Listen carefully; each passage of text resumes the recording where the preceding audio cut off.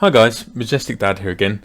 It's been a little while and I've been doing some trade ups, just not recording. I decided I'd come and do a couple more, so I've got a few things lined up. The first one I wanted to do is it's one of those things that annoys me when I see people do this.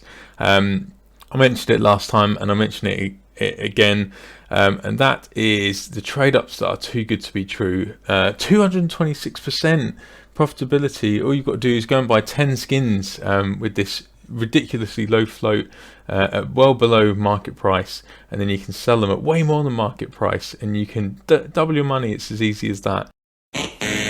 I keep seeing people, lots of people on YouTube putting on up trade ups and loads of comments. I always say, how do you get these floats? How do you get these floats? Some YouTubers, actually most of them, will be quite honest and say that the floats are quite hard to get, which is good. I love it when they say that because it's honest. It'd be really easy for me and for loads of other people to make up trade ups like this.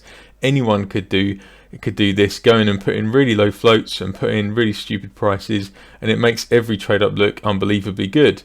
But obviously you've got to spend your life trying to get that money back. I mean, these are just completely made up prices anyway, so you're never going to get things for this price. But yeah, to think that it's as easy as that. If it was that easy, everyone would do it.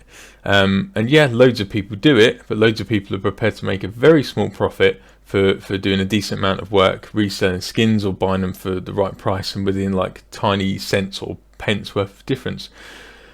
So what I wanted to do today is show you another method of recycling skins. So I did one of these before where the idea is that you can buy skins using buy orders.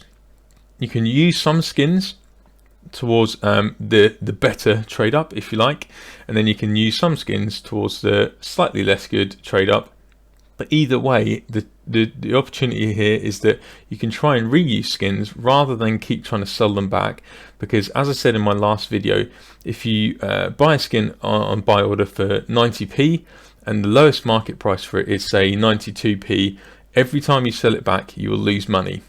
The only time that doesn't really work out is if you obviously use the skin, or if you're able to buy it for a lot less than you can sell it for. So if I can buy a skin on buy order for 75p and I can sell it on the lowest market price for say 90p, I'll break even, or I might make a little bit of profit.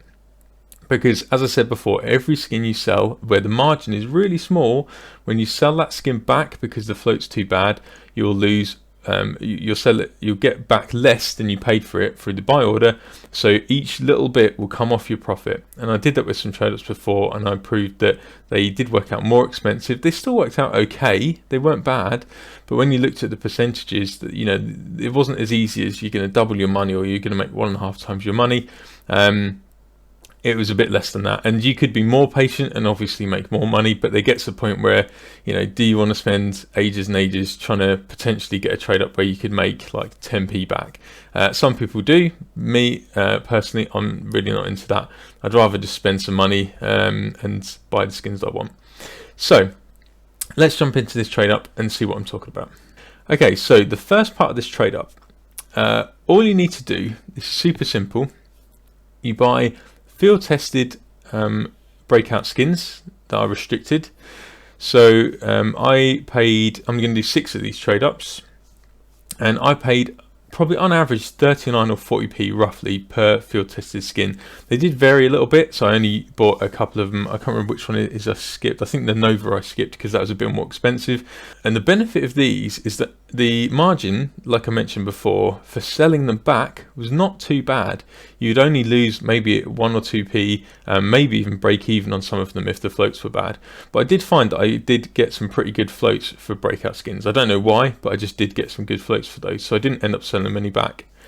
So what you do is you get 5 breakout skins that are below 0.2, and you do the same for the fractured skins. So these ones we don't really want to sell back because again that margin is really small, so for every one we sell back there's a good chance we're going to lose a little bit of money.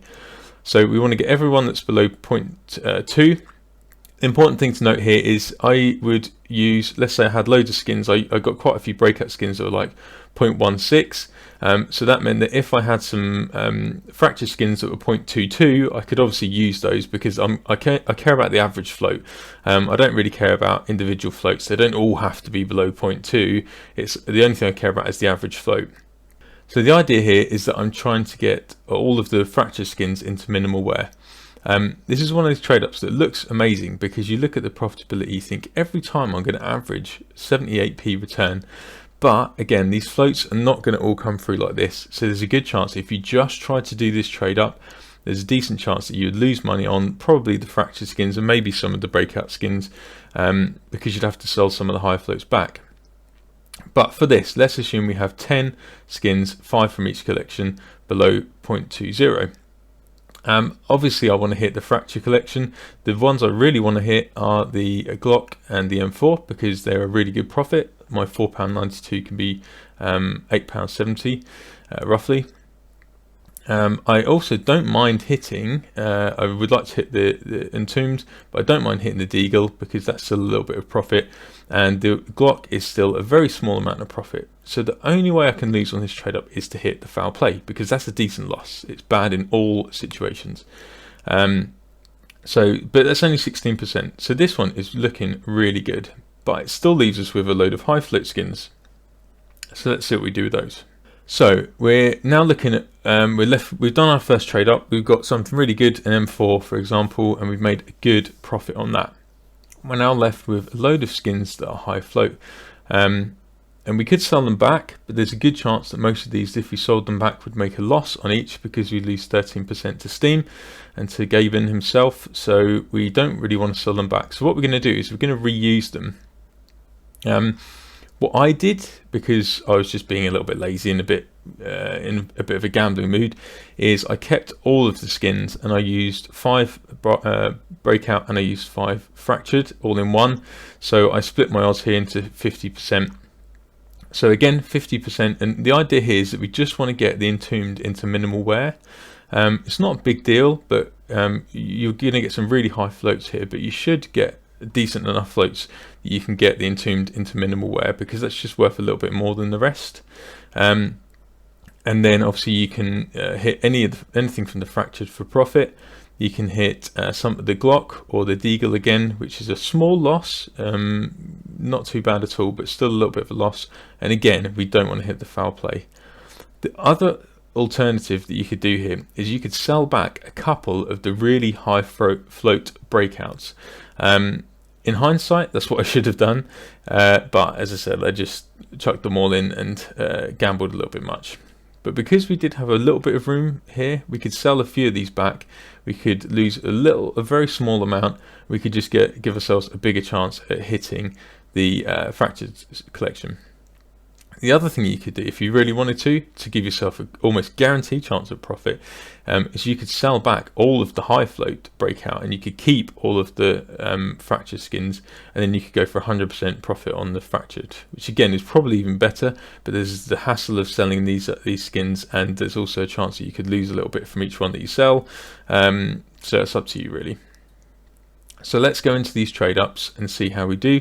Obviously we want to hit as many fractured as we can, but let's have a look.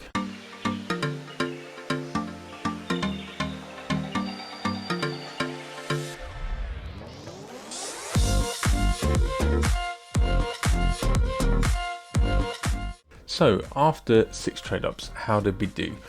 Well, not too well. We actually lost a little bit in the end. So we were in profit before Steam tax, but after Steam tax we actually lost just over £1. We were really unlucky in the foul plays, really annoying foul plays. So out of 6 trade ups we managed to do 3 of them, half of them that were in low floats and half of them that were in high floats. So we really needed to hit some of the fractures in the low float or the Glock or even the Deagle. What we didn't want to hit is the foul play because that's our money making trade up, and out of 3 of those we actually got 2 foul plays, which is really unlucky. Both of those are 1 in 6, 16%, and we hit them twice out of 3. So if it wasn't for that, I think we would have done quite well. with just swapping one or two of these bad trade ups for good ones would have made a big difference and definitely resulted in some profit. So all in all, I think it's pretty good. Even though we did make a loss, I think I will try and keep doing something like this because I think there's definitely profit to be made eventually. So have a go, let me know how it goes, and if you want to see anything else, let me know. I was thinking about doing an inventory showcase soon. I've got some new skins that I wanted to show off, and I've got a real nice play skin collection now, so let me know if you want to see that in the comments and I'll put something together. So give it a follow and a like and a subscribe and all that other stuff, and I'll catch you soon. Cheers guys, bye.